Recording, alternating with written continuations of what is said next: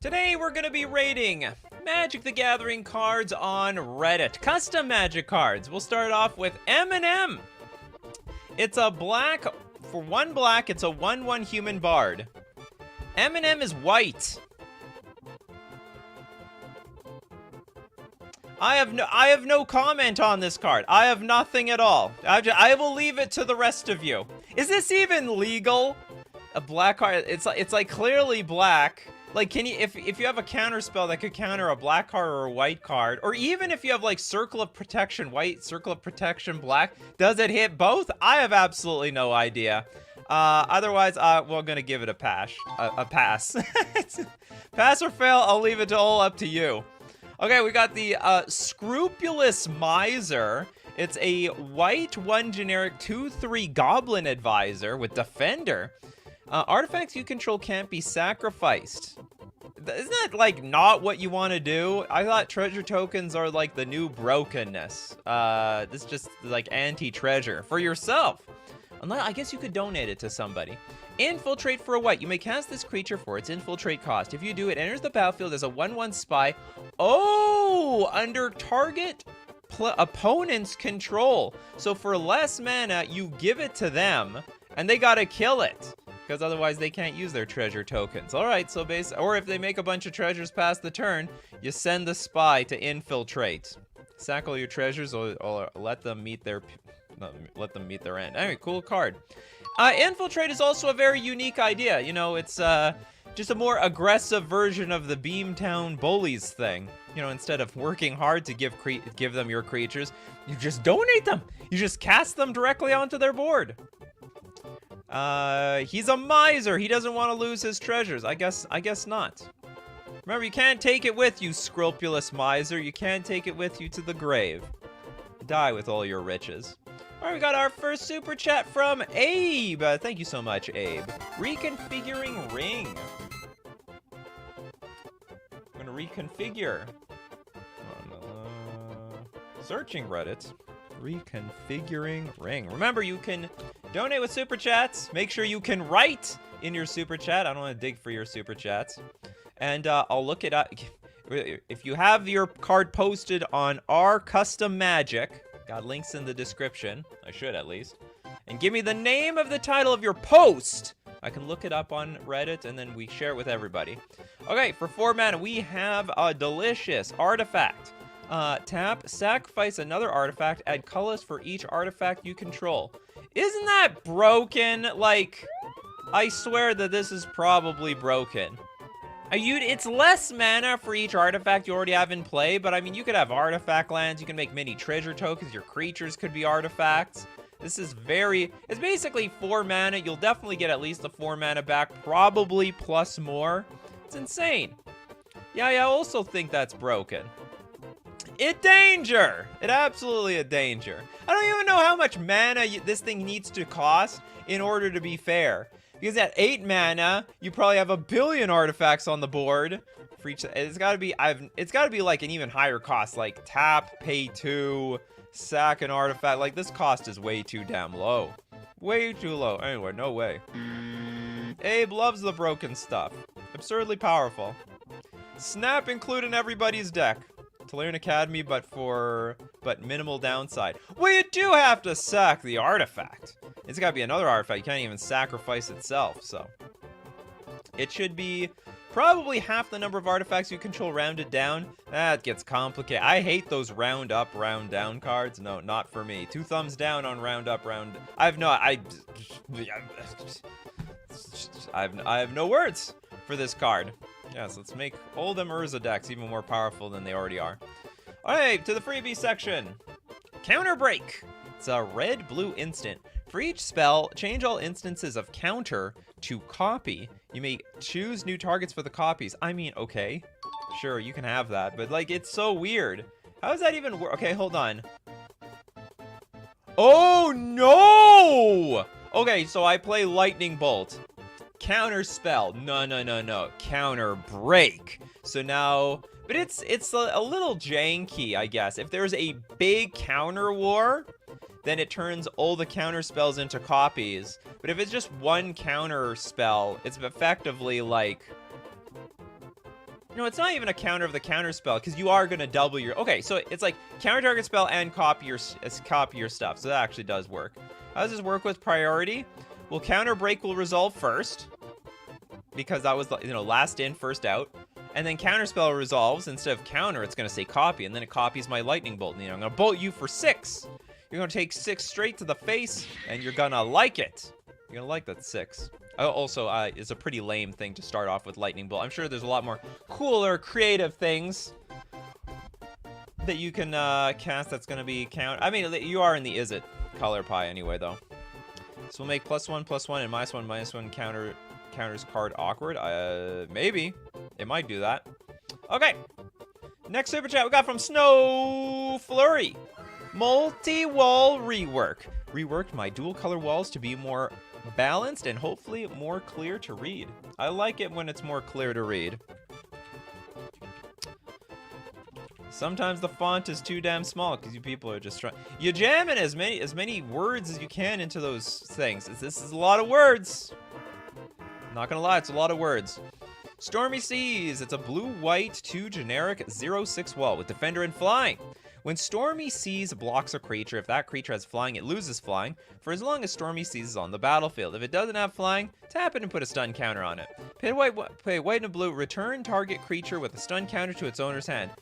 I think it's okay. Like, I think it's fine. Okay, you have a... I have no idea. What is New Zealand dollars? This was in New Zealand dollars, right? Okay, hold on. I gotta find out. New Zealand... 20 NZ in USD. What is that? It's $11. So for that, I will look at a few of them. I'll look at 2 more. We got the Holy Crypt. It's a black-white 2 generic 0/5 wall with defender. The Holy Crypt takes okay, whenever Holy Crypt takes damage, pick a color on the damage source. Holy Crypt gains protection from that color. It loses protection from all prior colors. This is getting complicated. Holy Crypt loses protection from a color. When Holy Crypt loses protection from a color, create a 2/2 spirit creature token with vigilance. If the protection lost was white, flying for blue, death touch for black. Why is this so complex? Why is this so much? Too many words. I'm not in love with that. Hold on, it changes. Yeah, it takes damage, pick a color, gains protection, loses protection from all prior colors. It's just bizarre. Again, Wicker Army, red-white 2 generic for a 0/5 wall with defender. Whenever the creature blocks, create 2 0/2 white Wicker Soldier creature tokens with first strike and pay a red. It's got fire breathing. All soldiers get +1/+0, intimidate, and become red. Why does that have to say red? And gain, like, you can just say they're red Wicker soldiers. That's it. Anyway. Too wordy. Makes enough sense. I'm sold on that first one. And it went all downhill from there. Cut out a paragraph or something. Okay, we got the Mysterious Map. It's a blue artifact map. Pay 1, tap, sacrifice Mysterious Map. Target creature you control explores. It phases out. It's actually quite fitting. We're coming around to Ixalan, where we like to explore the Lost Caverns. I think it's completely fine. And also Explorer's coming back. What's it called? Explorer's coming back, but phasing is not. All right, next super chat, we got the Smelly Squid. Ren, Heartthrob Absolute. What the hell is a Heartthrob? I want you to think about Char Rumbler and stuff. I have no idea what that means. It's called... Oops, I put red. It's called Ren. Any relation to Ren and Stimpy? Ren, Heartthrob Absolute. Black, blue for a -3/2 creature. We have entered AI-generated zone. Each creature you control assigns combat damage equal to the absolute value of its power rather than its power. That means it's 3, right? I'm pretty... It's been a while since I took calculus, and I've just completely forgotten everything. But if I remember, like, absolute power, it's like, if it's -3, it's 3. If it's 3, it's 3. Something to that effect. I'm pretty sure. We have black, blue. Target creature gets -2, -0 until end of turn. Each creature you control assigns combat damage. Oh, so if it goes even more negative, it goes positive. That's how this is going to work. So if you have a bunch of creatures with negative power, they're all of a sudden really... This is like, I don't know, some weird reversed Doran sort of a thingamajig. My creatures get bigger or get more powerful as they get weaker? How is that possible? It's inverted strength to some extent. Anyway, okay, it's cool enough for the math junkies out there. If I wanted to math, I'd play Affinity. That's another way to math. Hard scales Affinity for all the math people out there. But it's not for people who go anywhere beyond algebra. You gotta go beyond algebra for this. I think. I don't know. I don't think I remember learning about absolute powers in algebra, but maybe I'm wrong. Maybe I'm just a dummy. It's been a while. Skips! A white 5 generic 5/8 Yeti Groundskeeper with first strike, vigilance, and ward 5. You see, that's a simple magic card. It's straightforward and to the point. And it's got some ability called I've seen this before. Whenever an opponent attacks you, you may search your library for a card and cast it without paying its mana cost as though it had flash. That is insane. Whenever an opponent attacks you, you may search your library for anything? Literally anything at all. Alright, you could get that the enchant. Oh no, you can't get that enchant. I was thinking about the artifact that kills players. You still have to activate it for double Wooburg. Well, the thing is, okay, so you have to go. No, but if you go, you get that attacks other people. It's interesting. It might be fair. First off, it's 7 mana. All right, like that's enormous. It's insane. So for 7 mana, you better get something valuable, and they have to attack you. If they don't attack you, then this card is just like ward 5 vigilance first strike. It's pretty cool. I like it. Simple magic card, you say. Simple enough, in my opinion. Yeah, it basically says, well, I mean, it's daring you to attack. You want to play against the best card in my library? Come get it. Next super chat we got from Gabrielle. Before the Dono Deluge, well, it's already on. The Zenobia. Crowned by Glory. Okay, Zenobia. Crowned by Glory. We have a white, red, blue, 1 generic, 2/3 human noble. With prowess. I hate prowess creatures. You may cast non-creature spells during combat as though they had flash. Oh, I mean, okay, so you can hit... You know, for some reason I'm like... Well, I mean, you're going to cast, like, instants, like, so that doesn't do anything. But you can now cast artifacts, enchantments. So you could cast auras. That's interesting. You know, something like... Who is it? Ethereal armor? Could be a neat combat trick. Okay, spells you cast during combat cost X less to cast, where X is the number of attacking or blocking creatures you control. Honestly, I don't know if you can even abuse that very much. Because most, or maybe you can. I mean, it's going to be like enchantments. Interesting card. Very cool. So you have to attack. It's not, you may cast non-creature spells during combat as though they had flash. Honestly, do you know what? You might want to say something like, you have to attack in order to enable this. Because what it means is, during the combat step, you could just say, okay, move to combat. All right, play all this stuff at flash speed. Or I guess that doesn't matter. Then it's like it's at sorcery. No, it does matter. It matters a little bit because I guess you could respond to a spell with more enchantments or artifacts. It's a bit weird, but like, it's fine. It's not broken. I think there are a lot of people that would like this card. Freebie section. The Caught in the Act. Who hasn't? It's a black sorcery. Target opponent discards a card. Create a 1/1 Black Frog Rogue creature token with Death Touch. That's great. You got a little froggy. So opponent discards a card at random and you have like a 1/1 Death Touch. It's actually maybe broken. I mean, okay, there are ways of playing. If this was really popular in the metagame, just make sure you have them Obstinate Baloths and, you know, anything where if your opponent makes you discard a card, you put it directly onto the battlefield, and that would be sick. You think this is broken? It's a frog. It's a Death Touch frog. Why are all the frogs Death Touch all of a sudden? I didn't know frogs are poisonous. It's got their spit and venom, just like their spit and facts. This would be fine if it was more mana. You know what? Like, stuff is pretty pushed these days. If, you know, if making you discard a card and putting a death touch creature on the battlefield is backbreaking, then so be it. Yeah, it's not random. So you get to choose whatever you want. It could even be something you want in the graveyard. It could backfire. So that's the thing. We like the graveyard these days. The graveyard is the extension of your hand. Use the graveyard to your advantage. It is your friend and not your enemy. Smelly Squid. Spark Stealer Beetle. Spark Stealer.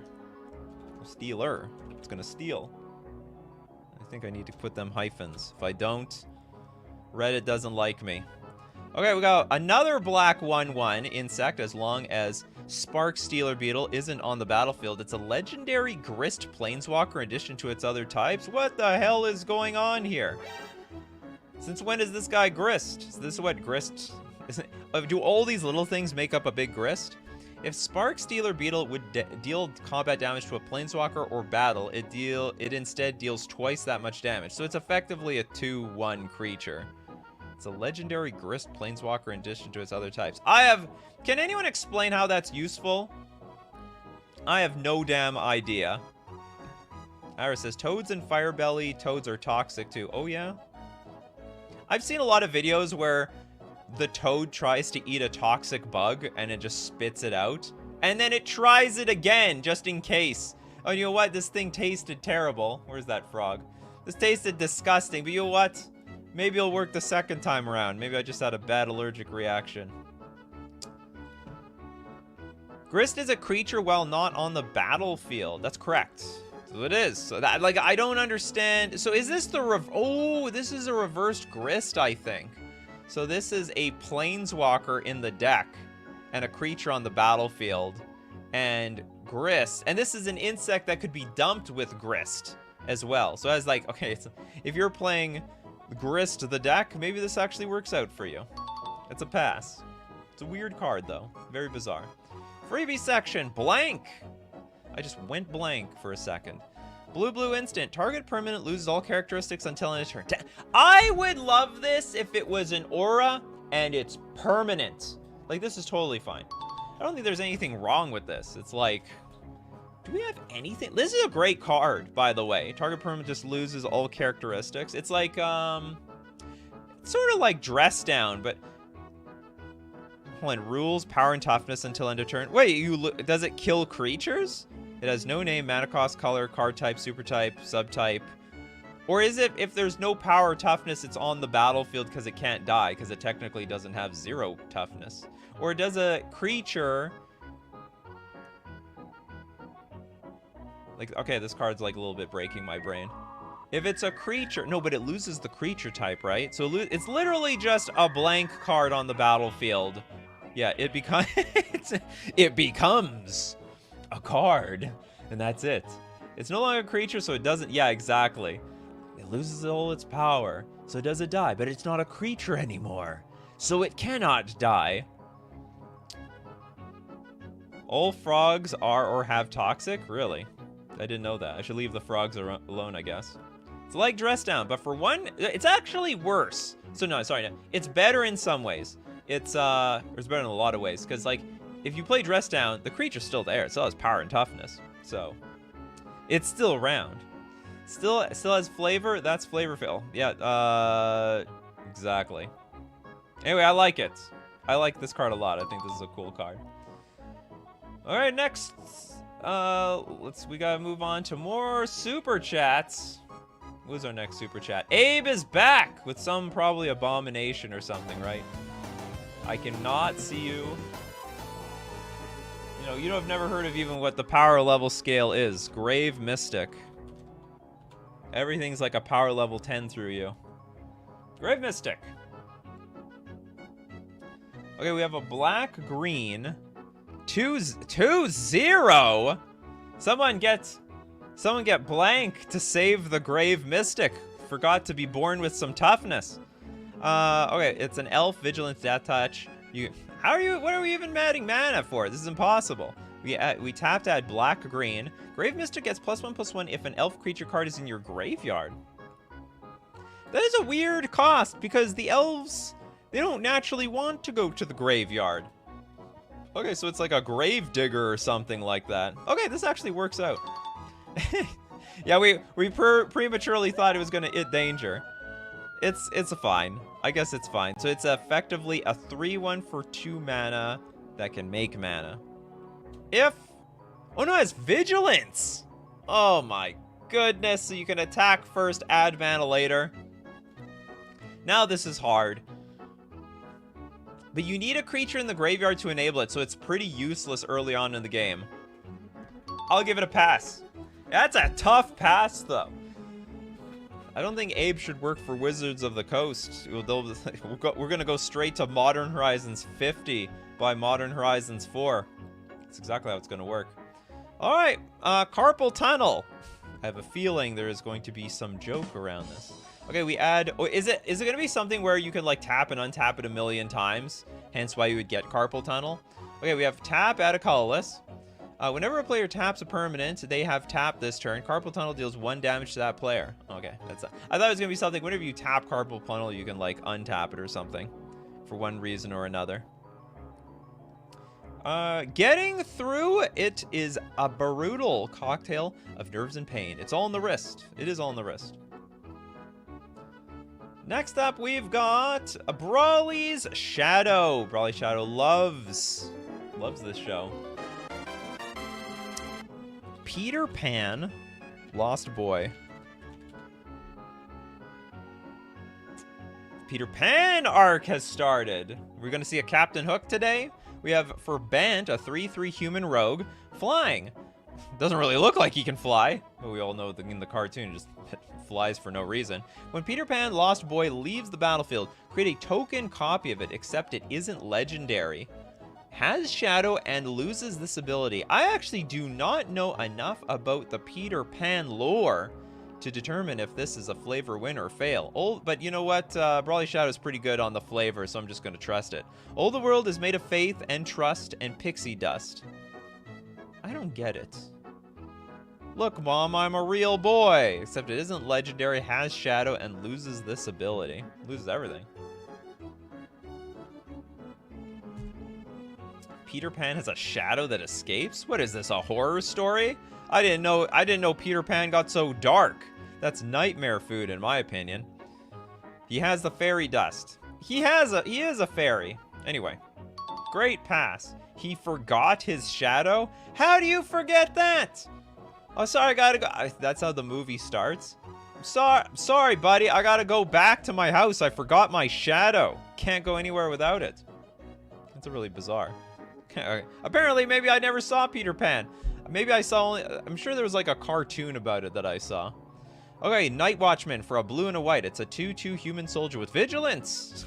Whenever a creature enters the battlefield under an opponent's control, you may untap target creature you control. Oh, that's cool. See, it's simple and effective. You know, everyone's trying to make busted, broken stuff to, like, go to the moon. This person is like, you know, I just want, like, pseudo-vigilance for my creatures. That's all. So I got vigilance, but maybe something else would forget vigilance. Iris is like, I forget my shadow every morning. Why do we even need your shadow? Yeah, it's completely useless. Especially at 3 o'clock in the afternoon.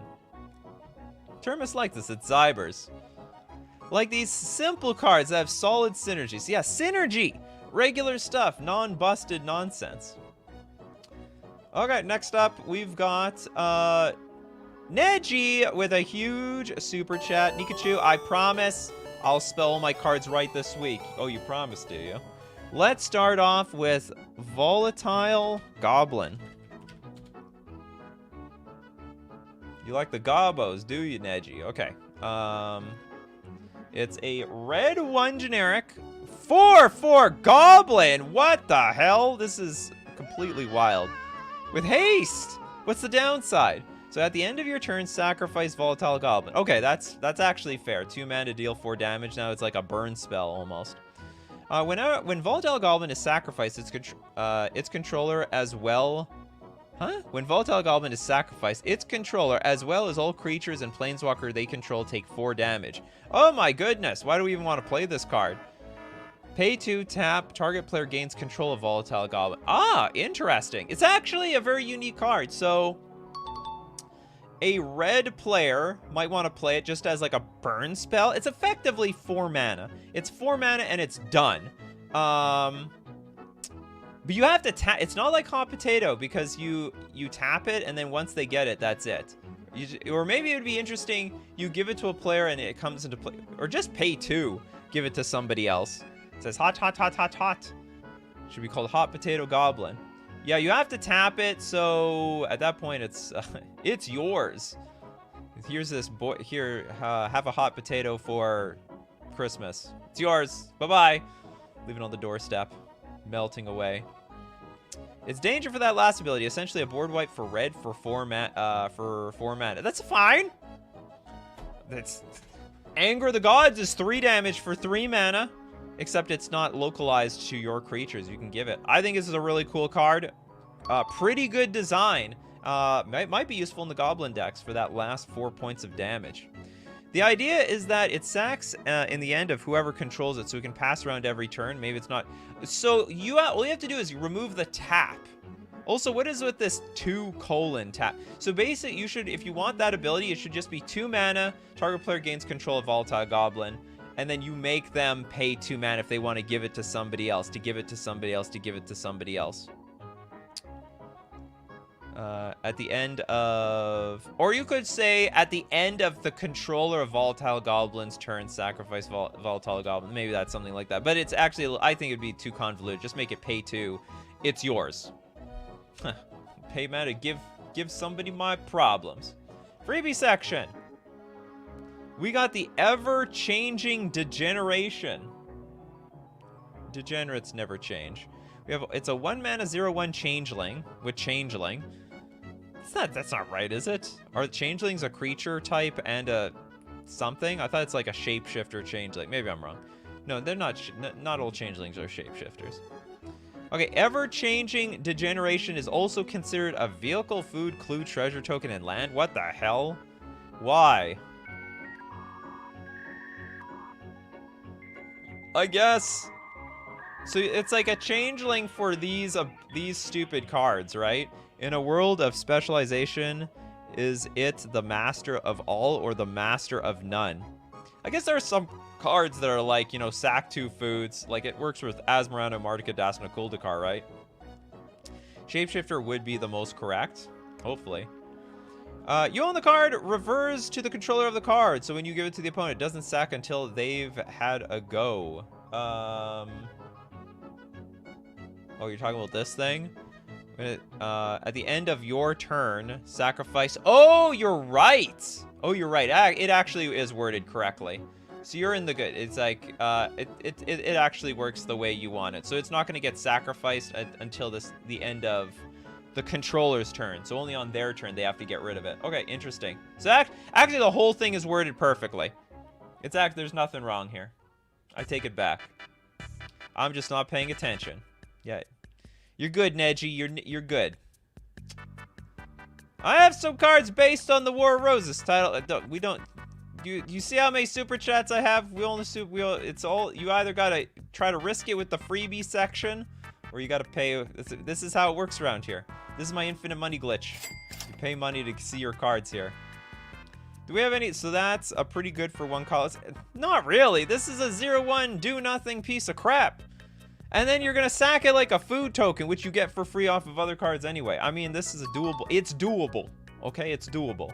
But I would send it to the rank. I don't like it. It's not the most beautiful card. You love making custom cards, but you know what we also love to do? We love buying real cards, like from FusionGamingOnline.com. Oh my god, they got the Lord of the Rings Tales of Middle-earth holiday release. That's why they didn't ban any Lord of the Rings cards, because they know they're going to continue releasing these things in newer arts and newer beautiful stuff. And also, deal of the week this week. Save 20% off. Oh, heavily played. Heavily played stuff is big. I gotta make myself a little bit smaller here so you can see the deal of the week. Any heavily played damaged cards. So you already got like a massive discount on things being beat to crap and through the dryer.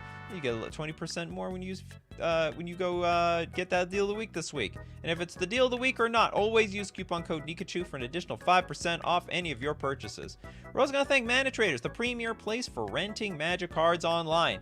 The Lost Caverns of Ixalan are coming out, and if you want to test all those cards in Standard, Pioneer, Modern, Legacy, or Vintage, Pauper, don't buy the cards yet. Don't commit yourself until you've play tested them with the digital client Magic the Gathering Online with Manage Traders. You can support the channel using my Manage Traders link in the description below, or save 10% off your first 2 months using coupon code Nikachu_XQJ. And now back to the wild. These wild Magic the Gathering cards. Okay, it's super chat time. It's super chat time. Steve Cooper coming in super hot with a big super chat. Raccoon Enchantment. That's it? Raccoon Enchantment, or how many? Legendary, 2 variation of Tax Rack. The tax, I also forgot to give the enchantment untap. Whoops. Okay. Okay, so you donated 20 bucks in Canadian, but that's fine. We'll look at all 4 of your cards. Form of the Thieving Raccoon. It is a very AI-generated mana cost of a green, a hybrid of Gruul, a red, for a generic. For an enchantment, when Form of the Raccoon enters the battlefield, your life total becomes 3. That sounds not appealing. At the beginning of your upkeep, Form of the Thieving Raccoon deals 3 damage to target opponent. You gain control of target permanent that player controls until end of turn. If it's a creature, it gains haste. Oh, and you wanted to say and like give the enchantment untap? Are you saying like give the creature untap if you want to gain control of it? I think this is fine. You almost kill yourself over this. Not sure. I would not be a fan, to be honest. Okay, Form of the Raccoon. Okay, in response to all the triggers and all that stuff, kill you. Deal 3 damage. The Trash Pandas. Okay, oh my god. We got Rakdos, Lord of the Garbage. So a red hybrid of Rakdos and black for a 3/3 Raccoon Demon. Menace, Death Touch. Oh god, there's a lot of reading here. Let's get out them reading spectacles. When Rakdos, Lord of Garbage, deals damage to a player, choose 1. Create twice that many colorless artifact tokens named Scrap, whatever that means. Okay, this has got to be AI generated, right? There's no way you made this. What is a Scrap? Artifact token? It's just random tokens named Scrap. ChatGPT, make me a AI generated card that is in Rakdos based on a raccoon. Create that many 1/1 black and red demon creature tokens named Minor Demon. What does that mean, create that many? That doesn't make any sense. And Rakdos, Lord of Garbage, deals half that much damage to each opponent. What the hell? When it deals combat damage, what is that much damage? We don't have a number in the first place. This doesn't make any sense to me. Scrap are real tokens. Okay, well, I learned something new. I guess this is for Affinity. There are scrap tokens coming with fall. Oh, I see. Okay, that many combat. Whenever it deals combat damage to a player, choose 1. Is that how it is? If it is, okay, that's fine. If that's templated properly, then it's good with me. Next card. Goods. Is this Racer Mage or Racker Mage? White 1 generic 2/2 with ward 1. Non-creature tokens opponents control have. Activated and triggered abilities of this permanent cost 1 additional to trigger. I like this card. Actually, this is a really cool card. This would see play everywhere. So it has ward, and there's tons of decks where you'd want to tax their stupid activated or triggered abilities. I think triggered stuff is like, so that like taxes the fetch lands. If you play this out somehow on turn 1, your opponent's fetch lands are junk. Like real junk, not junk tokens. We're talking just dead on the board. Activate and triggered abilities of permanents cost 1. I love this card. This is a very good one. This is the second version of it. White 2 generic for a 2/2 with ward 1. Tokens opponents control have activated and triggered abilities of this permanent cost an additional 1. I don't like this one. I think we can push it more with this one. This is a good one. I like this one. Might even be the thumbnail. Might be the it's a little early, but this might be the thumbnail of the show. Okay, freebie section. Orazka. Oh no, we're in the second half. I gotta dump the freebie ones. Okay, it's 2 mana artifact with Ascend. If you control 10 or more permanents, you get the city's blessing for the rest of the game. At the beginning of your end step, if you descended this turn, scry 1. As if that matters at this point. Then if you also have the city's blessing, draw a card. We're drawing 2 cards a turn? Sure, whatever. It's also 2 mana. And you're going to get it out early, but it's completely pointless. At the beginning of your end step, if you descended this turn... What is descended? You descend if a permanent card was put into your graveyard from anywhere. Scry 1 then if you have the city's blessing. Okay, so if you permanent... Okay, that's cool. You know, that's fine. Imagine if the triggers are downsides and the opponent can decide to not pay and avoid them, like with Lotus Field. Does that actually counter? Activating trigger abilities of this permanent costs an additional 1 to activate or trigger. Oh my goodness! Yeah, actually you could, so it can backfire sometimes. It can backfire. Alright, let's move on to... Dono to the free... Okay, when I get to that, that's going to be really weird. Because usually people don't suggest their cards on this show. Okay, let's get through all the super chats. This is super chat, the super chat second half. Hey Nikachu, hope you're doing well. First card for me today is the Blooming Festival. Oops, I want to find it on this one. The Blooming Festival. So people who usually don't spend money on super chats to get their cards, you actually have a chance today. Okay, green, 2, generic, legendary enchantment. Lands you control have tap, add 2 mana of any one color. That sounds absolutely busted. Spend this mana only to cast a creature spell. Okay, maybe that's fine. Creatures you control get +2/+2, and at the beginning of your end step, sacrifice the Blooming Festival. I don't think that was necessary. I don't. It's also very flavorful. It is flavorful of the season. It is becoming. We are very close to Halloween. I like the Halloween thing. Once you have the city's blessing, you cannot lose it. That's correct. You people are talking about the last card. What do we think of it? I don't think it's actually that pushed. I think it's actually fine. You have an Anthem that can add double your mana. It's super fair. I think you're gonna lose it. At the beginning of your end step, sacrifice it, so you get the buff for 1 turn. This is actually sort of crappy. This could I actually think it would be fine. You don't have that. Like, so the thing is, this card, once it's on the battlefield, lands cannot be used to spend on anything but creatures. That is super ridiculously constricting. No more planeswalkers, artifacts, enchantments, instant sorceries. So, like, I don't know. Maybe you wanted to sacrifice it so you had a chance. It's also sort of pointless that you're probably tapping out to play this, so you can add double your mana with your creatures. You could blink it and not lose it at the beginning. It doesn't matter. You can blink it as many times as you want. It doesn't matter. It's still gonna trigger at end step. You reach that end step and it's gone. Honestly, there are bigger green 1-turn swings. I know. Okay. Pass, but you probably could have pushed this card. Just not without that ability at the end. Smelly Squid. What do you got for us today? I don't remember making this.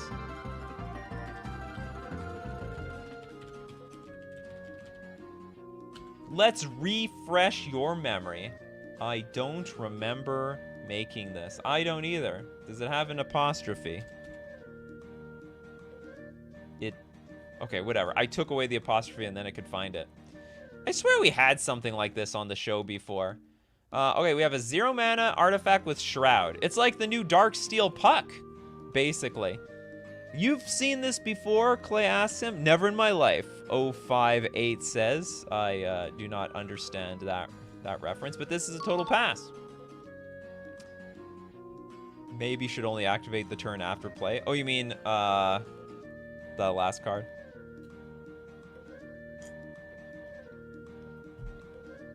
I have no idea how you break this card. Pass for me. SCP-055 is an SCP that makes you forget it.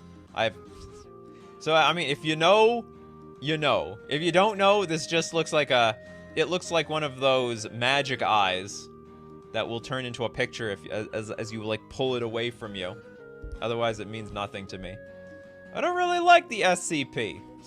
What is this from? I don't even know what it's like even remotely referencing. Sane clown posse? I don't know. Your guys' guess is as good as mine. Spectral maniac. Garadeth. Insurgent convict. Garadeth. Enraged since. My last few Shadowverse cards have been waifus. Hey, I'm not against any of the waifu. You can bring all the waifus you want. This is a waifu-friendly channel. Okay, last time waifus. I've got a husbando for the crew this time. All right, we got husbando here. A juicy hunk. It's a red-black, 2 generic for a demon berserker. Scroll down, see a little bit of that sweet flavor text. When Garadeth, Insurgent Convict, enters the battlefield, it does 3 damage to any one target. It's a lot of damage. And 1 damage to you. Whenever you lose life during your turn, which you just did because dealt damage, if it's the 4th time or later this turn, transform Garadeth. So likes the pain. What's the okay? Only fools hide the things they don't want to acknowledge. We're birds living in a cage, but I refuse to sing for our masters. You know, it doesn't. I don't really get the flavor text. Okay, we got an 8/8 trample and haste. Simple enough, honestly. The simple creature. I can't speak for the flavor. I have no idea. What is this all from? Shadowverse? Is this something I'm missing out on?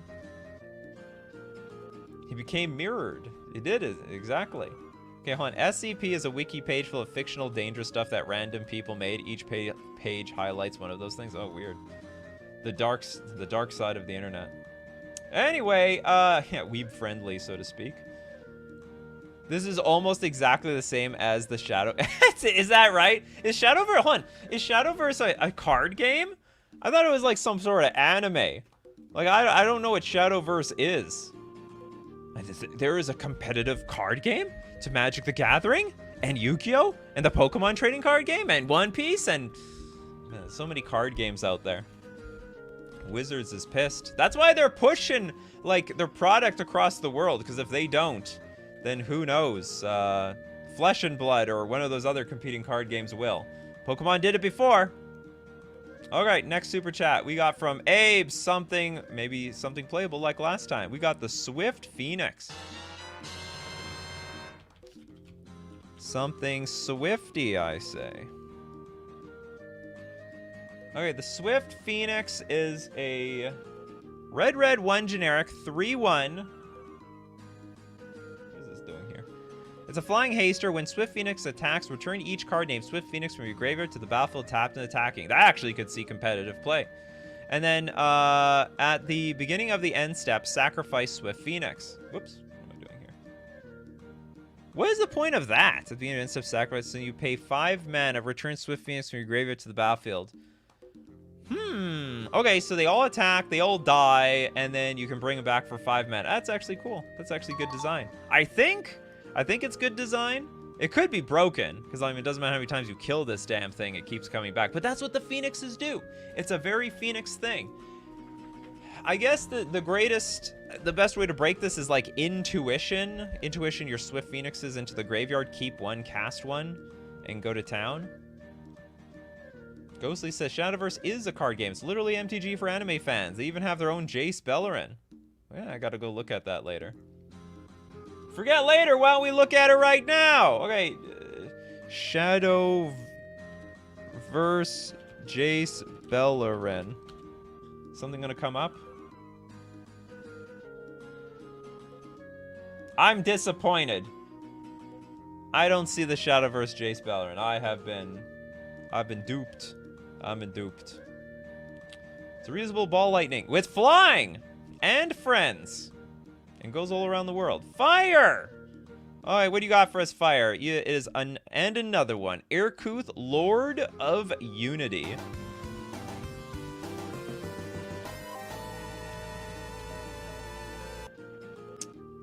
It is Wooberg. Doesn't look like a very confident person, though, in my opinion. For a 1/1 human wizard, each creature you control gets +1/+1 for each color among other creatures you control. I don't get it. Each creature you control gets +1/+1 for each color among other creatures you control. Oh, okay. So if I have a white, a red, blue, green, black, but not counting Urkuth, everyone gets +1/+1. And then actually, if there's no creatures on the battlefield except Urkuth, no one gets buffed at all. Is that Mysterio in the art? Could be. Or maybe Mysterio was doing an Urkuth cosplay. Could be the other way around. You know, everyone thinks sometimes someone copying someone less popular, the less popular person then gets accused of copying the popular person. Okay, whenever you cast a spell that is 2 or more colors, create a gold token. Then if that spell is 3 or more colors, draw a card. Then if it's 4 or more colors, you gain 5 life. Then if it's 5 or more colors, we mean more colors. There are only 5 colors in this game. This card is preparing for the purple color coming out one day in the year 2030. If okay, creatures you control get +5/+5 until end of turn. Cool card, nothing particularly broken. Yeah, future-proofing the card. You never know. You know, there was a 5th color of Magic. It was called colorless. It's basically, we have 5 colors, but you never know. They might pull the purple on us. Yeah, colorless is a color, in my opinion. Unfortunately, to the rules, it is not. Doesn't count. Majra! Thank you so much for your super chat. The Sigil and the Goddess. The Sigil and the Goddess. Part of my custom band clerics. Alright, we got, I can't even pronounce this. Phyli, Goddess of the Sun City, for Bant 1 generic, a 6/6 god. Indestructible trample, as long as your devotion to white, blue, and green is less than 9. Well, at least you make it high. Some people are like, oh, it's less than 3. It is not a creature. At the beginning of each upkeep, draw a card only if you took no damage during your previous turn. That's interesting. On your previous turn? You don't usually take damage on your turn. Oh, I mean, I guess it's possible. So, like, if it's punishing the use of fetch lands and shock lands or something like that. At the beginning of each end step, tap or untap target permanent if a creature attacked alone. Okay, and then you can also pay Azorius 1, tap, prevent 4 damage, prevent... You know, we were very close to this thing being perfectly templated and worded, and then at the very end you said, prevent 4 damages. The damages! No, we're just prevent 4 damage to any target, which is fine. What was your second one? Sun City Sigil, green, blue, white, 1 generic enchantment. Is this a 2-sided card? I can't tell. If Sun City Sigil is in your opening hand, you begin it with it on the battlefield. So it's a ley line. Creatures you control except shapeshifters. Why are we hating on the shapeshifters all of a sudden? Gain +1/+1 for each creature type they control. Oh, okay. Say no more. They share with a legendary creature you control. Cool card. I think it's fine. Yeah, the arts are great. Who doesn't like the art? Yeah, the damages have been reached. Vote for damage. The damages. Next super chat we got from Negi. It is Nilo Worldbender. Nilo, eh?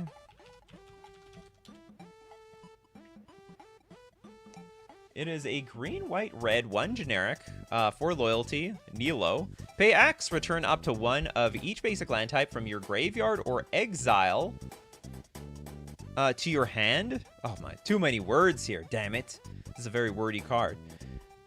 And then put X loyalty counters on Nilo Worldbender, where X is the number of lands returned to your hand this way. Turn up to 1 of each basic land type. And it's land type, so you can get tri-lands, you can get shock lands, a lot of stuff. So for 0 mana, we can sack a land. That's free real estate, apparently. And then -7, you get an emblem with whenever a player sacrifices a land, put it into exile instead of to the graveyard. If an opponent sacrifices a land, that player takes X damage, where X is the number of lands in exile. All right, I think this is fine. It's a weird card. Literally does nothing. This is like give you a bunch of land. I mean, it's going to be good for the extra lands players, I guess. But the lands still need to be in the graveyard. How do you even get them there? You can't even get fetch lands, which is easier to get there. Coffee and Buns hates the fetch lands. You're not the only one. A lot of people say the fetch lands are broken. They're broken. They proved it. And getting even more broken as time goes on. Yeah, I think the plus X should say 0. That's probably fine too. Yeah, the X is a little bit redundant. It's a pass. Look at that. It's a pass. Orvitus. What do you have for us today? So a friend of mine and I got inspired to try our hands at some custom cards. An attempt on the Ironclad from Slay the Spire, mine, and an attempt on the Silent from the Slay Spire. Okay. Should have put them all in the same post, damn it. Okay, we'll look at both. The Ironclad from Slay the Spire. Hoping this is you. This is a Phyrexian black, red, and an actual black for a 3/3 human warrior demon. 2 Phyrexian, pay 1 life. You're already paying basically 5 life here. Okay, put 2 +1/+1 counters on this card. So pay 5 life, get 2 counters. This card gains... It's not supposed to say this card. It's like the Ironclad gains lifelink and menace, and this card gains pay a Phyrexian, regenerate this card. Activate this ability only anytime you could cast a sorcery and only once each turn. Okay, actually with that clause at the bottom, it's actually quite fair.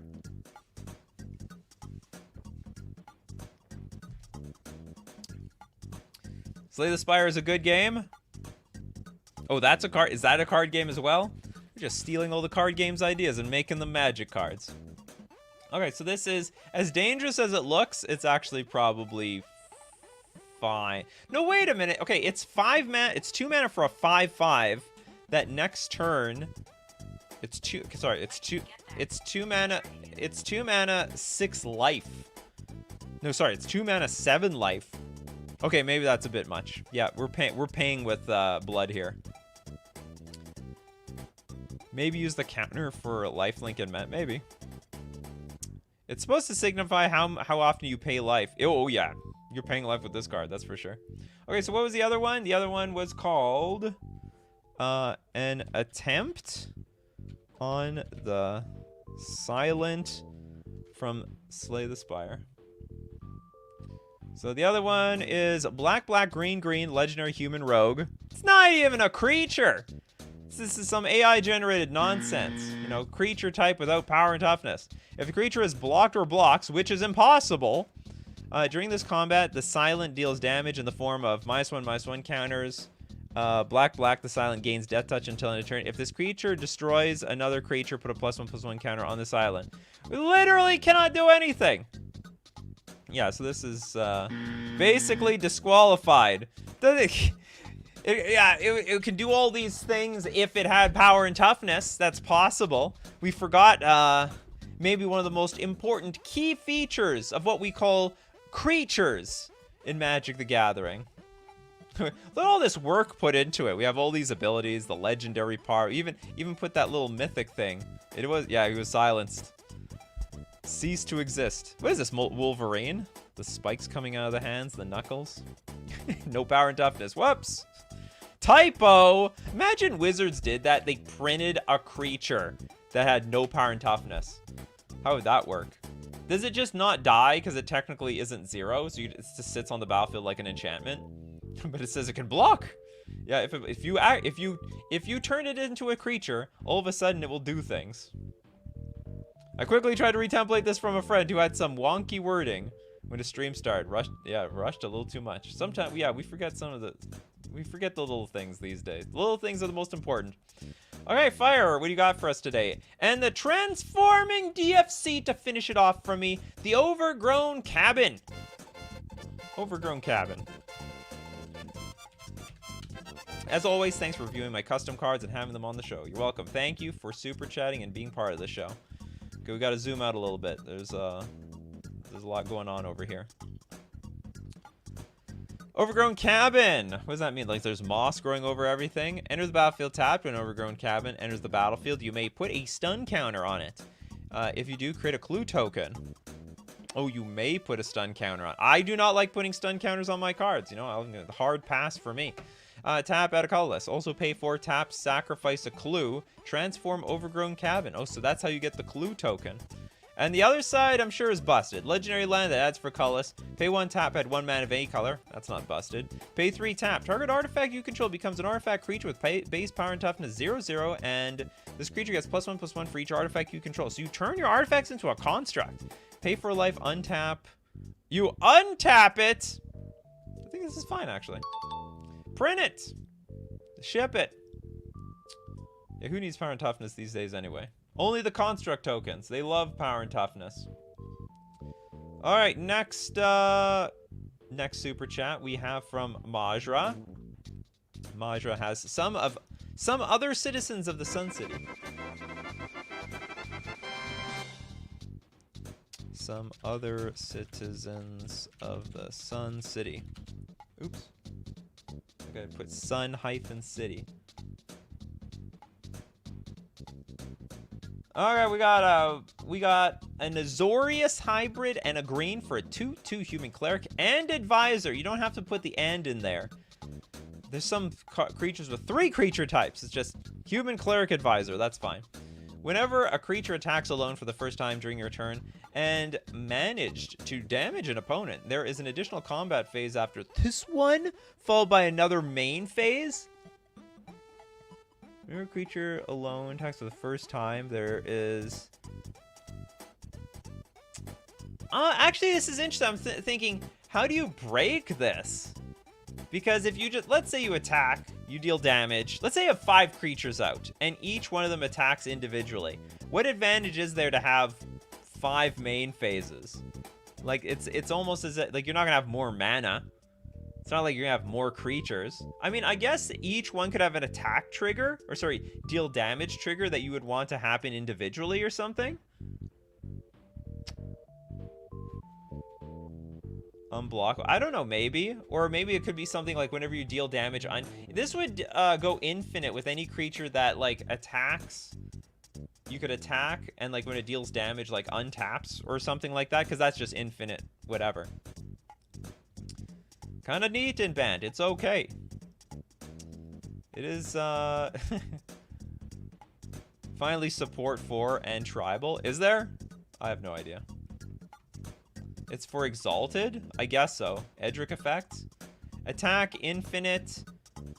Oh yeah! It just breaks it with vigilance. This is absolutely broke. One mechanic breaks this in half. So basically, if you can deal anyone any damage with a vigilance creature, it's over. I mean, it's infinite damage. So you have another attack phase, another combat phase after this. All right, pure goes straight to the trash with this one. Maybe that one that is something like whenever anything deals combat damage per create a token. I have no idea. We have like one. There's another card here. Okay, we have Carla's Lady in Waiting. Simic white, 1 generic for a 2/2. Human cleric and noble. Creature's opponent control can't attack. You mean creature's opponent's control can't attack. You or planeswalkers you control unless their controller pays 2. Oh, so it's basically a propaganda on a creature. That's totally fine. That one, totally fair. That one, broken. Just broken. Totally busted. Took a, you know, could have squeezed by. Imagine that got printed. Imagine that got printed. And they didn't play test with a single vigilance creature because it, like, I don't know, wasn't in flavor of the set or something.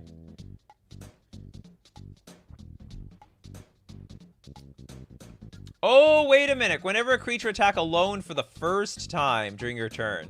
Oh, you know what? This is totally right. Okay, this is fair. It's just the first time. How did we all miss that how did we miss that the first time reading it? Chat is going crazy. First time, triggers only once. Okay, this is fine. It actually was worded correctly. To not get abused with vigilance, which would be nuts. Brawly Shadow, Captain Jack. Do I have a Captain Jack sound effect here? Anything close? Okay, this is the closest I got. Captain James. Oh, sorry, no, it's Captain Jack. I was thinking Captain Jack Sparrow. Most famous captain in the Disney franchise. Captain James Hook. Red, black, blue, 1 generic for a 4/3 human pirate. He's got menace. He's very menacing. Whenever Captain James Hook attacks, untap up to 1 target permanent. Triggered abilities of pirates you control trigger an additional time. That's actually cool. Finally, we can like press the pirate theme a little bit more. Reading the card does explain the card. Usually reading the card, but here's the problem. That's why they should put at the end, at the bottom of the card, read again. Hit read again, because we know you missed something the first time around. We guarantee it. Cards always seem to do something differently the second time around. Am I right? Am I right, Coffee Crew? Cards do bizarrely different things the first read. It's like a whole new card the second time around. Yeah, for them pirate decks. Okay. I really have nothing to say. I mean, this is a well-designed card. Blast that, Peter Pan. If I could only find his hideout, I'd trap him in his lair. Next up, we got Abe with a much larger super chat. I like powerful magic, if you couldn't tell. Yeah, I do. But I'll end with a very fair card in Split Personality. Thanks for putting on a great show. Thanks for the... You have many split personalities. Oh, no, actually, this isn't you. It's a very popular name. Look at all the there's like a million split personality cards. But you're the Bolt the Bird one. Bolt the Bird. Red, blue, 1 generic. Sorcery. Exile target creature you control. Then create 2 token copies of the exiled creature, except 1 token has haste and the other has defender. Oh, weird. That's janky. That's like actually so janky I don't even care if it's busted. I doubt it's busted too. I mean you target a creature. If they kill it in response, you get nothing. You lose everything. You lose the split personality. You lose the creature. There's a third card. You super chatted $5. I'm pushing it. You got 2 cards for that $5. Not everyone gets 2 cards for $5 around here. But the ETBs trigger twice? Yes. On the pirate card, yes. Trying to think, like, how can you really break this card? If you copied... Well, you know what you could do? You could copy that, Where's that last one? Oh, I hope this isn't gonna take me way too far. If you can copy Carla's Lady in Waiting. And then you'd have more copies and then tax your opponents even further. So that's how we break split personality. That's how it's done. Does the creature come back? Exile target creature, then create 2 tokens. Oh, I thought you'd get the card back. That's too bad. To be honest, could be busted with creatures with ongoing effects and triggers. It's possible. Anything's possible. You're not going to attack with one and you're going to defend. You're probably not going to... Probably don't care about the defender or the other. This passes. Beanpot. Beanpot with a $2. Pull the chat. Is that the card? No, yeah, this is literally a card. Well, you know, it's been a while since we had a polling stream. We should have another one. It's a blue-black 1 generic instant. Choose target spell. Ask 3 people outside the game if the spell Zybers or if it danger. If more people choose Zyber, copy the spell for each opponent. You may choose new targets for the copies. If more people choose Danger, exile the spell, then search its owner's hand, library, and graveyard for all copies of that card and exile them. If more people choose Deeply, repeat this process with 3 new people. This is very, very meta. What the hell are the comments on this thing? Okay, hold on. I gotta see, like, what is even going on here. What are the comments? Oh, a little fun for the Nikachu custom MTG streams. It danger! It's very fun. That's hilarious. This is a very meta card. People, like, completely oblivious to my channel must be looking at this like, what the hell does this mean? It makes no sense. Anyway, it's Zybers for me, that's for sure. And it's actually just weirdly playable. It's totally playable. Yeah, go vote Deeply. 3 or more people outside the game vote Zyber. Choose target spell. It has 3 people outside the game. Oh, it's very silver bordered. Very, very silver. Have the fleshes been reached yet? Not yet, actually. We have not had anything today that exiles cards. Not that I've been paying attention to. Cool card. Green cheese. Jaspura. What was Jaspura all about? Dinosaur summoner. The super chat is not long. We need longer. I need more longer super chats. Sound effects. Okay, apparently there's a lot of Jaspura card. Jaspura, Dinosaur, Summoner. I can't find this card. Summoner? I'm gonna look up Dinosaur Summoner. Dinosaur Summoner. It might not be your fault. There's like, you know, Reddit is not Google. It's looking all over Reddit. No, don't do that, please. Dinosaur Summoner. Please! Okay, I found some. Is this yours? It was 2 years ago, though. Not likely. The first one? Is this yours? Green, green, green. Sorcery. Create a 2/2 green dinosaur creature token. If only mana produced by basic lands was spent to cast this spell, create 2 of those tokens instead. This is incredibly fair. Like a snap print. You could make this a little bit more broken. If only. So if you paid green, green, green from forests for this damn thing. With the colors Dreadmaw on Commander. Hold on, is that what you, is this not the card? Oh, this one. Okay, so the way the show works is you have to give me the title of your card. Because like Reddit can't read your card here. So the way you have to do is you have to super chat with the title, like if you want to make a Colossal Dreadmaw deck in Commander. And I can look that up. All right. So we've looked around Reddit a little bit. We found the card.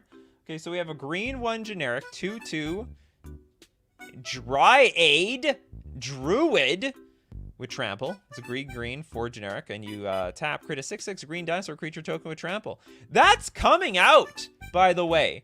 They just made an artifact for 1 mana that you can pay 6, and you can exile creatures from your graveyard and create a 6/6 dinosaur of that creature. So yeah, if that artifact can exist, this thing can exist. This can be your commander as well. Make them Colossal Dreadmaws. Colossal Dreadmaw Factory. When life gives you Dryades, make Dryade. That's right. Magic the Circle Jerkin would love it. They would. Alright, Smelly Squid. Oh, you gotta be kidding me. How the hell do I look this up? Okay, we'll give you a super chat sound effect while I look up this damn thing. What's with the brackets? A, H. You know what? I'm just gonna hope this is gonna look for it. The brackets are enough. It is. Good. What the hell is this? A Hunter Core. Is this one of those remove the bracket cards? To like the meme degree. Okay. Okay, so it could be a Corpse Hunter, or it could be a counter, depending on if we remove the brackets from this damn thing. It's a black, green, green, 3/2. Also in brackets. Oh my, you like went so crazy with this. So it's either an insect plant or it's an instant with cleave of blue 2 generic. Whenever Corpse Hunter attacks, deal 1 damage to target creature. If it dies, tap target non-land and non-black permanent. But if we remove the brackets, it will be counter target creature. Creatures, actually. Counter target creatures. Spell. That was hard. S-P-E-L-L. My God. That is worthy of this sound effect, that's for sure. This would give me an aneurysm trying to interpret. Imagine that was the mechanic. Like, all the cards work like that. would really suck for the non-English speakers. It's like, yeah, this is a translation nightmare. Oh, yeah, that's true. I wonder how Cleve worked in translation. That must have been like a real brain twister. The translator's like, you want us to do what? Some of these cards, you can't remove the text from it and still make it make sense. Yeah, it can't be translated to... Siri, shut up. You know what, Siri always, like, interrupts for no reason. Yeah, Judge, can you tell me what this card actually does? Okay, we got Liam Baker in the house. The Stig, version 2. There's a lot of Stigs here. We've made many Stigs around here. Okay, we got a 3-mana artifact. It's a 1/1. It's a 1/1 pilot? Human pilot, but an artifact? Or it's a colorless creature. Something like that. Okay, the Stig crews vehicles as though its power were 2 or greater. So it basically has infinite power. The Stig is used to whenever the Stig is used to crew a vehicle, that vehicle gains haste until end of turn. In addition, it gets +2/+2 until end of turn if it is colorless. Vigilance if it is white, flying if it is blue, menace if it's black, first strike if it's red, and trample if it's green. What? Aren't all the vehicles colorless? Are there non-colorless vehicles? Oh, maybe there's a white one. Yeah, maybe there are a few actually with some color. Okay. I think this is fine. I think. Top Gear. I can't relate. I have no idea what the hell this is about. Clark On is always called a gorilla. Means nothing to me. I was thinking, there's I know one of them has white. But that's the only other color I know. That's it. Okay, Neji. Neji loves the show. Most danger card I've made so far. But before you get your siren out. Oh yeah, well, I got my finger on the button. It's supposed to count unique basic lands only. Harness Terra Firma.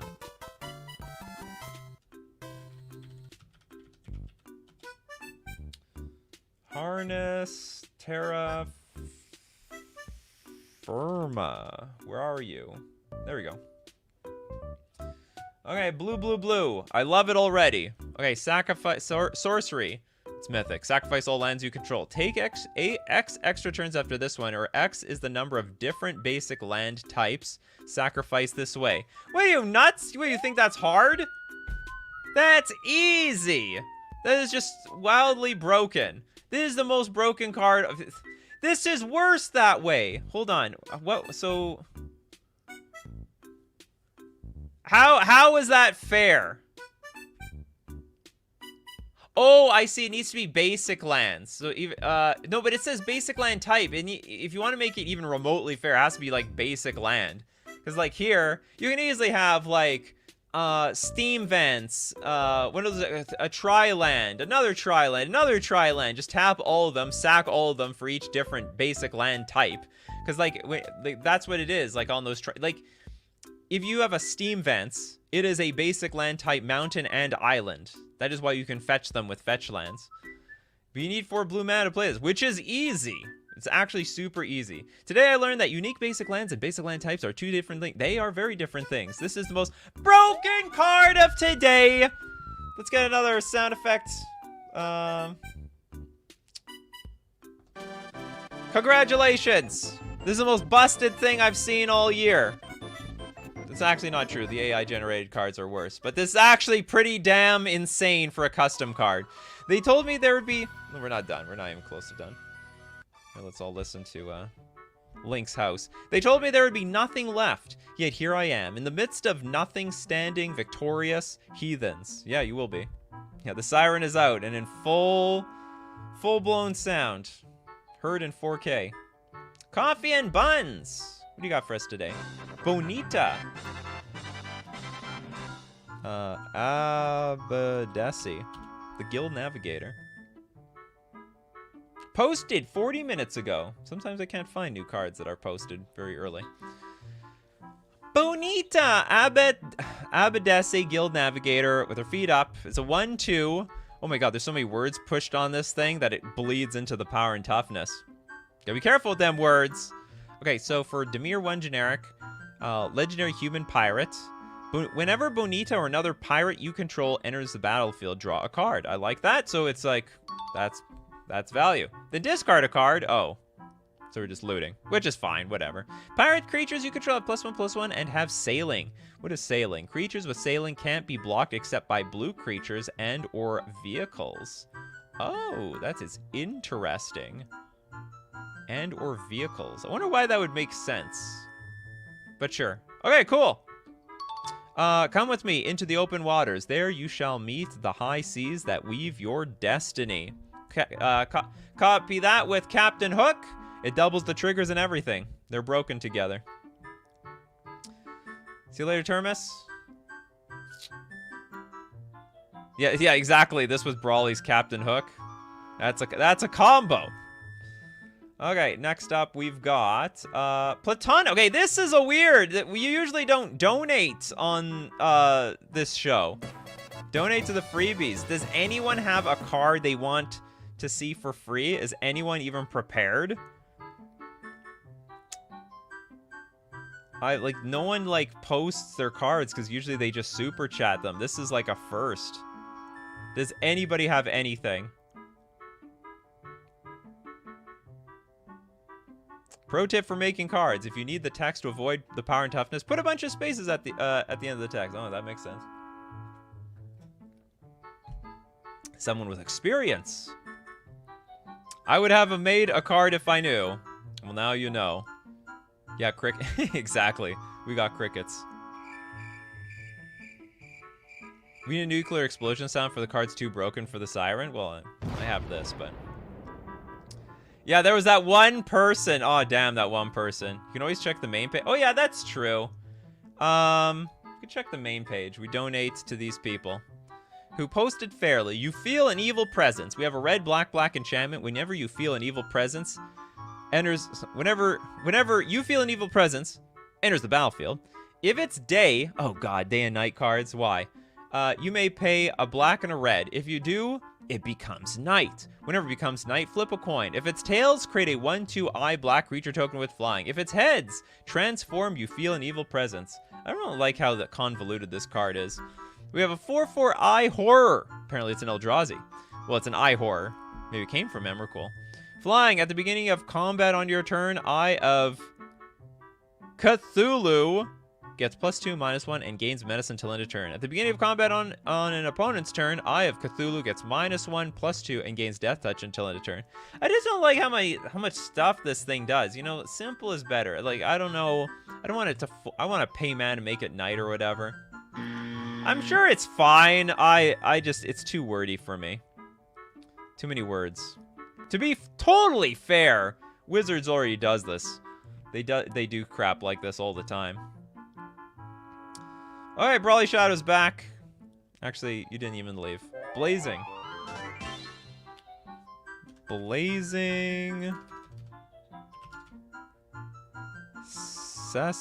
Cessation. Unrelated to Pan, just an idea. Oh, so we're off the Peter Pan arc. Instant blazing cessation deals 4 damage to any target. Abdicate. If you are the monarch, as an additional cost to cast this spell, you may stop being the monarch. If you do copy the spell, you may choose new targets for the copy. I mean, it's totally fine, totally legal. I wouldn't think there's anything busted about it. So, 2 thumbs up for me, or from me. The thing is, if you're the monarch, hold on, how does the monarch work? No, I'm thinking of the other thing. Okay, monarch is like something enter the battlefield, you are the monarch, so long as you don't get dealt, whatever, if you don't get dealt damage, you keep drawing a card at end of turn. Something to that effect. I think. 8 damage in exchange for losing the monarch. Simple as that. But then can't you just like attack them? You deal damage, you get the monarch again. So maybe this is maybe it is broken. I don't know. You need monarch cards. Brawly Shadow again, back to back. Tinkerbell. And Peter Pan. Like peanut butter and jelly. I made second versions of each to look at different parts of their character and lore. Okay, that's totally fine. A single blue fairy. Fairy players rejoice. Partner with Peter Pan, taunting rascal. Flying. When Tinkerbell, spiteful sprite, enters the battlefield, put a flying counter on target creature. It's a 1/1 with dash for a red and a blue. That's weird. So what's the deal? Enters the battlefield, put a flying counter on target creature. Is that something worth dashing, or is that just a big flavor win here? Dash in and give someone else flying. Okay, Peter Pan, taunting rascal, a red, green, 1 generic for a 2/2 human rogue. Partner with Tinkerbell, spiteful sprite, haste. Whenever one or more creatures you control deal combat damage to a player, go target creature that player controls. He is quite the taunter, isn't he? Come on, come get me, Captain Hook. Whenever a creature deals combat damage to one of your opponents, if that creature had to attack this combat, you put a +1/+1 counter on up to 1 target creature. Totally fair. Okay, Tom F is going to explain the Monarch to us. I keep forgetting, like, there's the Monarch, then there's the Initiative, and then there's City's Blessing. It's all a bunch of crap to me. They're all so similar. Gain Monarch using a card that gives you Monarch. Draw a card at the end of each turn while you are the Monarch. Hit the Monarch with a creature to take the Monarch from them. Exactly. Oh, so if you lose the Monarch, it just goes nowhere. So it just evaporates. Poof, it's gone. That's basically how it's going to be. You can do it. Yeah, you keep giving flying. Give flying with that Tinkerbell. Tinkerbell knows how to fly. Teach you as well. Neji! With last one. My last for today. Is that true? Cataclysm Elemental. It's a black 1 generic Star Elemental. This actually looks, from far away, it looks like a actual Magic the Gathering card. Just the font, the picture, everything. The name. Cataclysm's elemental's power and toughness are each equal to the number of lands in your graveyard. Oh, it's also very playable. Whenever a land is sacrificed, put 2 +1/+1 counters on Cataclysm Elemental, and it gains trample until end of turn. This is a totally playable card. Might actually be pretty strong for 3 mana. You could ramp this out on turn 2, and then start sacking lands and get some value. Oh, and Neji put another super chatter there, so that was a lie. The lie detector says that was a lie. You are the father. Okay, Platonic Liquid. It's a reference to Murray, if anyone doesn't know. Not a dono for Nikachu. The card doesn't exist. This is a dono to Brawly Shadow to make a Mr. Smee card. Dono. Oh, okay. So Platonic Liquid is making a request, apparently. And the request is, please make a Mr. Smee card. Whatever the hell that is. I'm sure Platonic Liquid and Brawly Shadow, they are in link. They know what each other are doing. But this is a super chat, so at the very least, we will donate to the freebie section. These people worked hard to get their... Actually, I don't even know how popular these cards are. White-red instant. Paragon's Smite. Deals 3 damage to target creature or planeswalker. Put a finality counter on that permanent. If a permanent with a finality counter on it would die, exile it instead. Alright, and stay down. So that's actually an interesting design. Make sure that if it were die, it will not come back and not bother you anymore. Vlodimic! Vladimir, what do you got for us? Can you do Majra's 3rd card? Oh my god, what was it? Majra, what was your card? Majra, are you still here? What was the name? Ooh, I can't go back far enough. I'm stuck. What was the name of Majra's card? Can I find in the depths of the logs? We're going into the logs of the super chats. Or actually of the chat in general. You people post so much stuff. Majra, where are you? Does anyone remember Majra's card? Yeah, finality counters are also real counters. Oh, really? That's a new thing. Hot off the presses.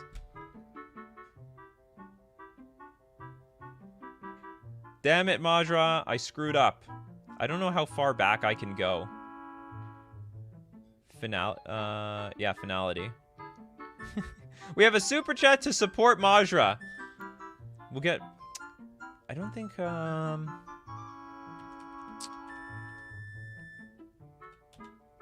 I don't think they're called Majra on here, unfortunately. So it doesn't work out. No, no one remembers? Sorry, it's gonna get... Yeah, we flooded out the chat. It's like buried deep.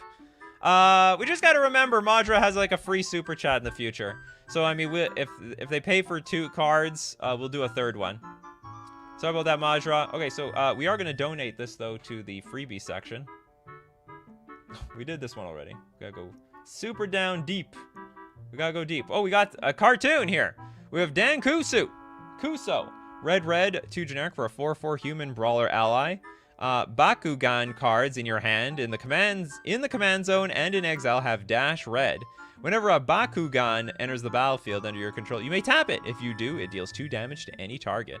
Friends Forever, partner with the Drago Destined Descendant. Well, you did not super chat the 2nd card, so I'm not even going to look at that one. Whenever a Bakugan enters the battlefield under your control, you may tap it. If you do, it deals 2 damage to any target. I don't know how busted Bakugan cards are, but that could be broken. Oh, wasn't it more citizens from the Sun City? Oh, let's go look that up. Let's try that. Let's look up more citizens. It sounds like Majra's not even here anymore. From the Sun City. Hopefully they see the replay.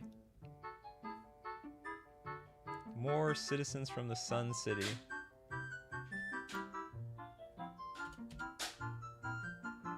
More citizens. Sun City. Oh, some other citizens of the Sun City. All right. The last card.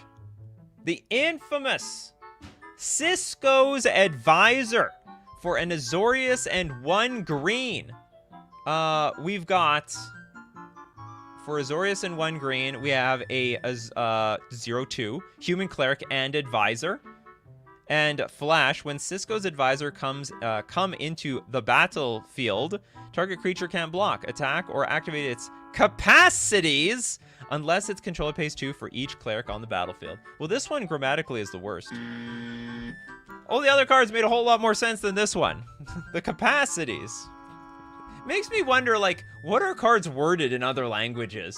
So clearly they use the word capacities instead of abilities, which means they don't have the word abilities, or like it doesn't work nearly as well in other languages.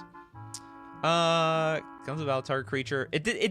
There is a word for this. It's called detained. Like we actually have an actual. So like detained means the creature can't attack or block, and its activated abilities can't be activated. Oh, I see. But you give them the choice to pay 2. So it's not a true detain. You could like just make it detained. I think that's totally fine. Paying 2 is not relevant. Anyway, totally fair. It's got Flash. Yeah, Google Translate failed horribly. That's what it do. Ryan with a donation. Thanks so much for the donation, Ryan. Freebie section. Freebie section it is. Hell, we could look at the partner. Let's look at the partner. Who wants to see the partner? Drago, Pyrus Leader. It is one of those red, it's either red, or 6 colorless. For a Bakugan Dragon, it's a 6/3. First strike Flying Menace. You may cast creature spells from exile for their dash costs. Okay, that's interesting. Other creatures you control get +2/+0 for each Bakugan you control, and partner with Dan Kuso, Baku Brawler. It's fair as far as I'm concerned. Oh, no, it's not. It's like 3. Hold on, wait a minute. It's a 3 mana. It's a 3 mana 6/3 first strike Flying Menace Dragon. Actually, that's completely busted. Forget it. It's a bit power creep for me. Yeah, it could die to Lightning Bolt, but you know, 6 power flyer. I mean, it basically blocks anything. Yeah, I know. That's, you know, I came to my senses here. You know, I forgot. It could be 6 generic mana. Or it could be 3 mana. It'd be completely broken. Dice Lightning Bolt, though. Who cares? And you know what? With the other guy, it'll deal at least 2 damage when it enters the battlefield. The cost of paying or tapping or whatever. Cairo Talks is Burns back and ready to party. Burns back, baby.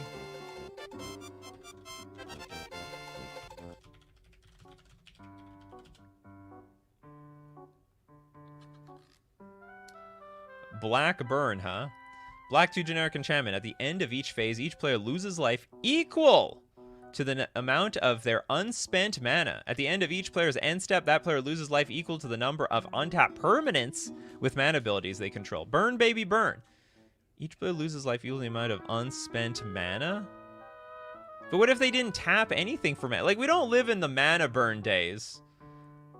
Okay, at the end of each player's end step, that player loses life equal to the number of untapped perms with mana abilities. Okay, I see. Okay, so you're gonna burn them one way or another. It's we were talking about this card actually. There are 2 cards that exist in red. One of them is like, if you don't tap your lands, you take damage. But then there's mana barbs, or if you tap your lands, you take damage. So you're damned if you do, you damned if you don't. It's yeah, we brought mana burn back, baby. Mana burn is on the menu. Yeah, mana barbs.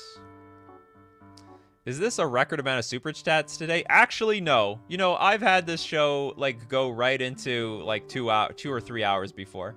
2 hours. Neji lied! Neji is back. Okay, you know what? I have one more. It's the first card I designed, and it's incredibly stupid. Moment of Peace. All right, for something incredibly stupid, give you another super chat sound effect for that. How old is this? Please be at years. It is, oh, it's only 24 days ago. So you're new. You're fresh to the custom Magic the Gathering card scene. 0 mana! Moment of Peace does nothing. Oh, come on. It has to do something. Not with this many words on it. Impossible. Oh, in reference to the other card. The idea is to only burn people who don't tap out each turn and actually pay for stuff. Yeah, I'm a prisoner to the super chats. That's right. I would have been done 30 minutes ago. But hey, if you're going to keep paying me super chats to keep the show on. I was thinking of doing that with the, I should experiment that with the AI. For each super chat beyond, for each super chat I get after an hour, I'll look at another AI card. Moment of Peace does nothing. Okay, players cannot cast spells or use tap abilities of cards in response to Moment of Peace.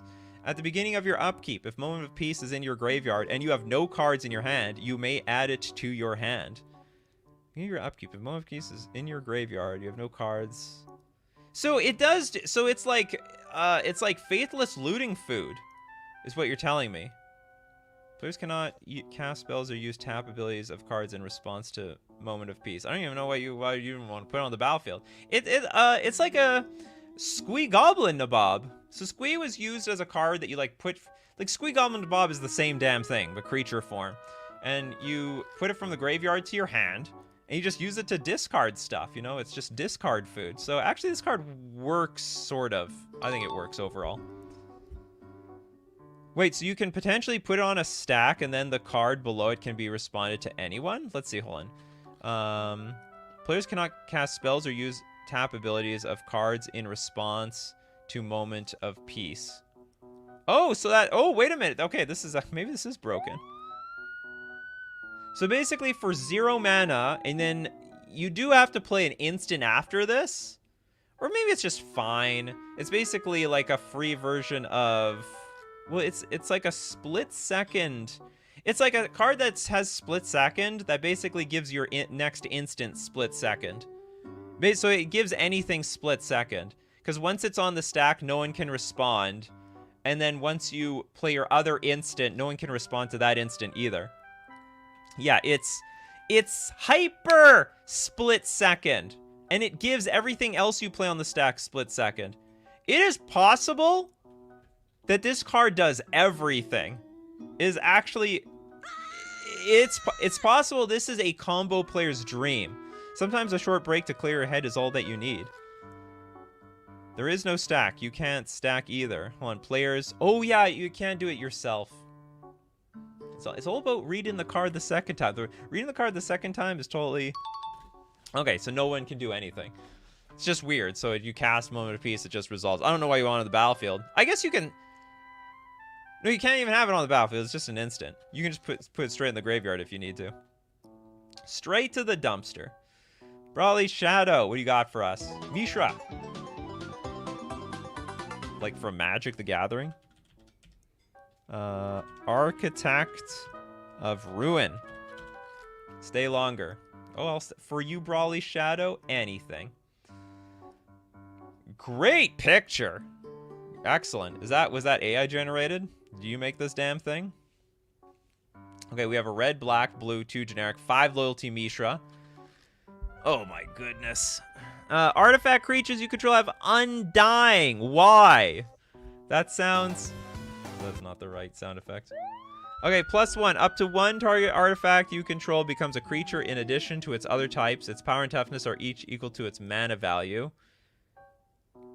Okay, like Karn does something like that. -4. Put an artifact from your hand onto the battlefield. Oops, no. It will be this for you. -9, get an emblem with artifacts. Spells you cast have affinity for artifacts. Mishra, Architect of Ruin, can be your commander. So it's like show and tell for like Bolas's Citadel and a Blightsteel Colossus and all this other stuff. Looks like a Brothers War art. Yeah, it could be. Wait, you can use non-tap abilities though? What do you mean? One target creature you control becomes a creature in addition to its other types. Its power and toughness are equal to its mana value. Don't know what you mean by this. And this can, and of course this guy can be your commander. Oh, and that's even more broken. So every single time you play this as a commander, you get another opportunity to just slam down like some random artifact on the battlefield. This whole thing is just like, it's a show and tell. It's show and tell for artifacts repeatedly. What it could be is, I don't know, maybe -6, and this could be +1 or +2 or something like that. Like, I don't think you should immediately get a show and tell on turn 1. I think that's a little too much. A little thing on, okay, let's look at Moment's Peace for a second. Wait, you can use non-tap abilities? Oh yeah, you could do the untap abilities. Okay, yeah, so you can respond in untap and just paying 2 mana. So as long as it doesn't tap. Yeah, all the other abilities count.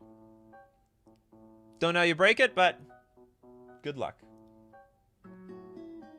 Anyway, I can't approve this card. I think it's too strong. I actually just think it's way too strong. Make it -5 so it dies? I don't know, repeatable, like, show and tell I think is nuts. Like, the fact that you can put this in play and get an artifact on the battlefield, and it has undying, is a bit crazy. So, yeah, like, the fact that, like, the artifact is going to protect this thing, right? I think that's wild. Okay, 4 Paths of Life. What do you got for us? The Essence of Existence. Hopefully you didn't wait too long.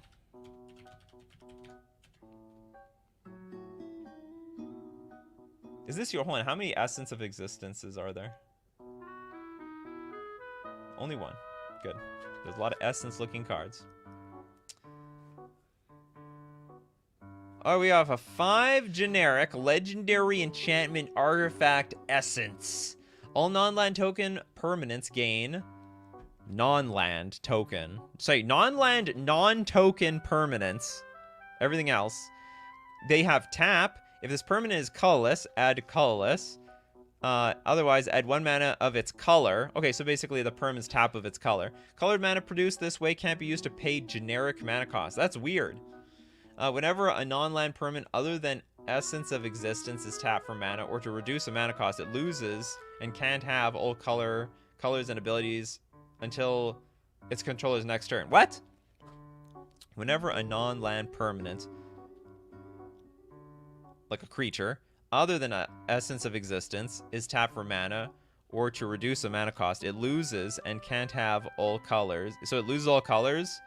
Oh, so it becomes like, it's like a black hole.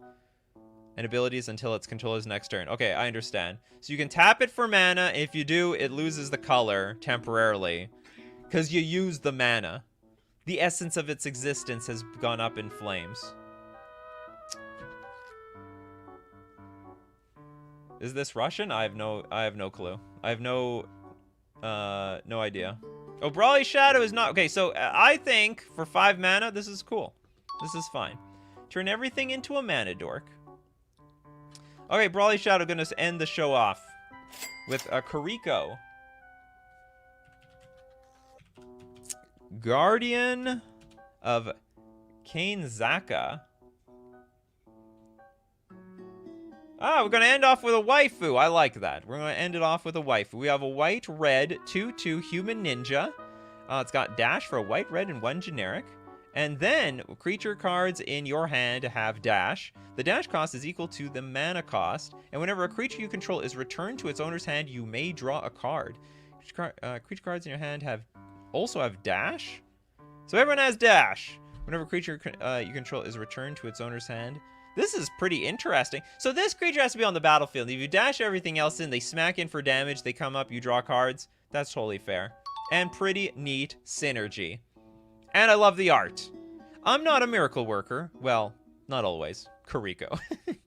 Only on the weekends, I guess. And that's it for Coffee and MTG. That's it for the custom Magic the Gathering cards. I hope you enjoyed the stream. If you want to be part of the stream, be part of the coffee crew, get in on the action. That is Coffee and MTG. You got to be here Monday to Friday, 11 o'clock a.m. Central Standard Time. Everyone always asks me, hey, when is your show? I mention it every damn day. Like, you just had to be there to the end. Also, actually, my description was wrong for a year. I said it was starting at 8 o'clock.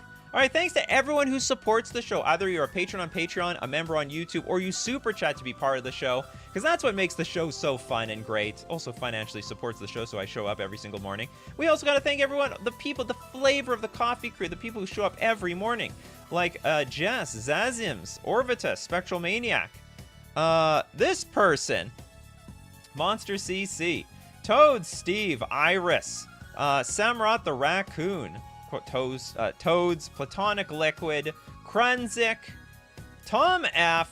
Who else do we have here? Neji, Makeshift, Gabrielle, H. Comfy, Code Cactus. Because without all you guys, I'd have no show.